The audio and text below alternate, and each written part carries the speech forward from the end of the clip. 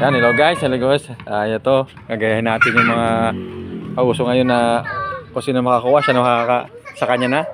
Ilalagay natin dito. Ito yung location guys, oh. Ayan. Oh, so nakakaalam nito. Alam nyo siguro to guys, no? Puntahan nyo na guys, oh. Dito lang yan, oh. Ayan guys.